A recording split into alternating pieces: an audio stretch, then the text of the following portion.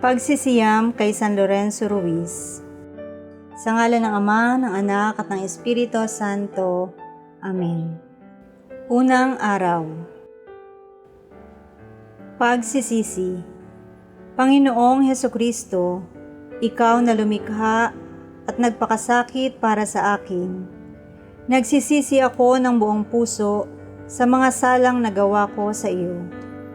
Diyos ko, Panginoon ko at Ama ko, na pinakatatangi sa lahat, ako'y magsisikap na huwag nang lumabag sa iyong kalooban, at ako'y nangangakong magkumpisal ng aking mga kasalanan.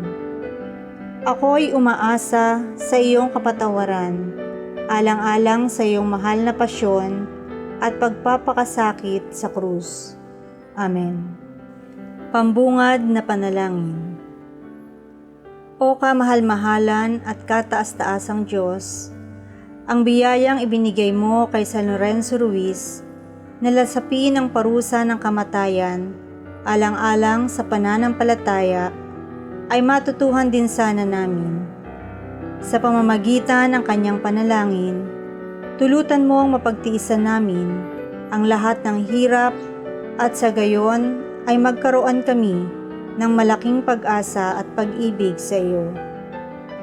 O San Lorenzo Ruiz, ikaw na nagbigay dangal sa aming bayan, naging huwara ng lahat ng ama at mga mag-anak, naging saksi ni Kristo sa buhay at kamatayan. Iniluluhog namin sa iyong paanan ang aming kahilingan, nang sa gayon, ang lahat ng aming kilos at gawain ay maayon sa pag-ibig kay Kristong aming Panginoon. Hinihiling namin sa pagsisiyam na ito ang walang hanggang kapurihan ng Diyos at ang karangalan mo bilang martir ni Kristo at tagapagtanggol ng mga Kristiyano. Pagninilay. Wika ni Apostol San Pablo. Sino ang makapaghihiwalay sa atin sa pag-ibig ni Kristo? Ang paghihirap ba? Pag-uusig? Gutom? Kapighatian? O ang tabak?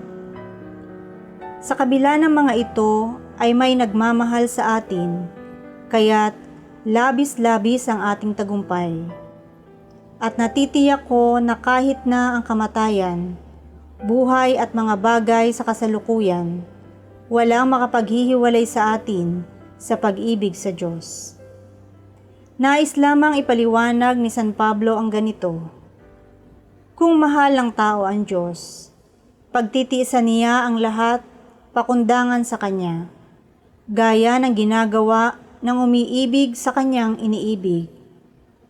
Kaya naman, kinalimutan ni San Lorenzo Ruiz ang kanyang sarili at pinagtiisan niya ang lahat ng hirap, gutom, pag-uusig at kamatayan. Mapatunayan lamang ang kanyang pananampalataya sa Diyos. Iyan ang dahilan kung bakit mahal ni San Lorenzo Ruiz ang ating Panginoon. Sa ating kalagayan ngayon, alin ang mas mahalaga sa buhay at sino ang ating pinakikinggan? Mga kahilingan. Ulirang Ama ng tahanan, nabuhay ka sa gitna ng mga paghihirap. Lingapin mo ang aming pamilya na nasa krisis. San Lorenzo Ruiz, ipanalangin mo kami. Tapat ka sa iyong paglilingkod sa simbahan, sa pamamagitan ng pagtupad sa iyong mga tungkulin sa Diyos at sa kapwa.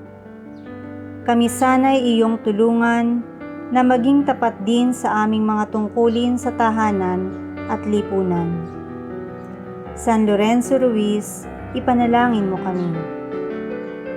Naging dakilang kasapi ka sa mga samahan sa parokya.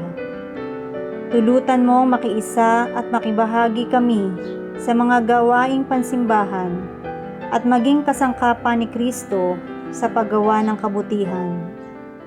San Lorenzo Ruiz, ipanalangin mo kami. Naging matatag ka sa iyong pananampalataya kay Kristo, kaya minatamis mong mamatay alang-alang sa Kanya. Tulutan mong kami maging matapang na sundalo ni Kristo, na walang takot ipahayag na kami mga Kristiyano at makadiyos. San Lorenzo Ruiz, ipanalangin mo kami. Ama namin, sumasalangit ka, sambahin ang ngalan mo, mapasa amin ang kaharian mo, sundin ang loob mo dito sa lupa para nang sa langit. Bigyan mo kami ngayon ng aming kakanin sa araw-araw. Patawarin mo kami sa aming mga sala, para nang pagpapatawad namin sa nagkakasala sa amin. At huwag mo kaming ipahintulot sa tukso, at iadya mo kami sa lahat ng masama. Amen.